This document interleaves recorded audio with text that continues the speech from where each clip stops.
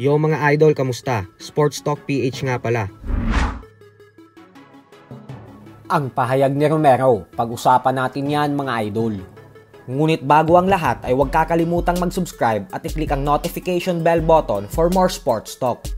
So kanina nga lamang po ay mismo ang isa sa pinakasikat na sports media network na ESPN na ang nagbalita. Nakasado na umano ang laban ng ating pambansang kamauman ni Pacquiao at ng current WBC welterweight world champion Mario Barrios na siyang nakatakdang ganapin sa July 19 sa Las Vegas, Nevada. Subalit bagamat nga po hindi pa nag-uumpisa ang sagupaan na ito, ay tila nakapila na agad kay Pacquiao ang current WBA regular welterweight world champion Rolando Romero. Ito po ay matapos hamunin ni Romero si Pacquiao dahil gusto niya daw itong makalaban.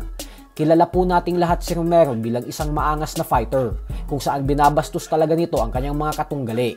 Subalit pagdating nga po kay Pacquiao ay tila tanggal ang kanyang angas dahil ayon mismo kay Romero ay handa daw siyang magpakumbaba sa lahat ng bagay pag naglaban sila ni Pacquiao.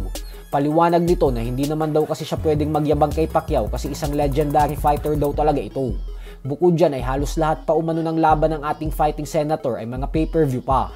Kaya naman para naman umano siya niyang tanga kung aangasan niya pa ang ating pambansang kamao. Bukod dyan ay dapat daw tularan at gayahin ng mga bagitong fighter si Pacquiao.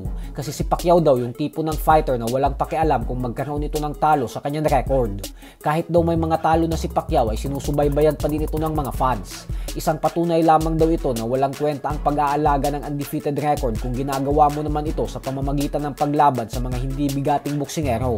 Kaya mataas daw talaga ang respeto niya kay Pacquiao.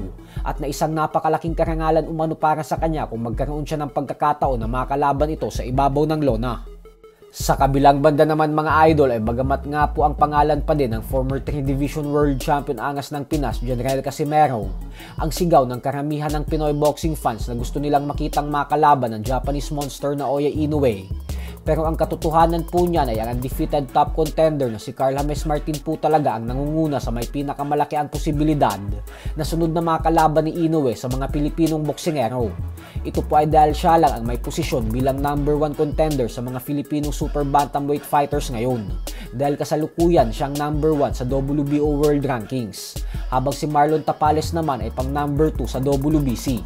Si Jerwin Angkahas naman ay pang number 6 sa WBO and IBF, habang si Casimero naman ay number 7 sa WBO, number 12 sa WBC, at number 10 naman sa IBF.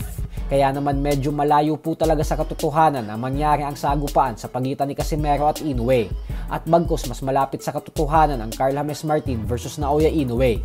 Lalo pat kung tuluyang magdesisyon si Inoue na manatili na muna sa super bantamweight division. So hanggang dito na lang po muna tayo mga idol.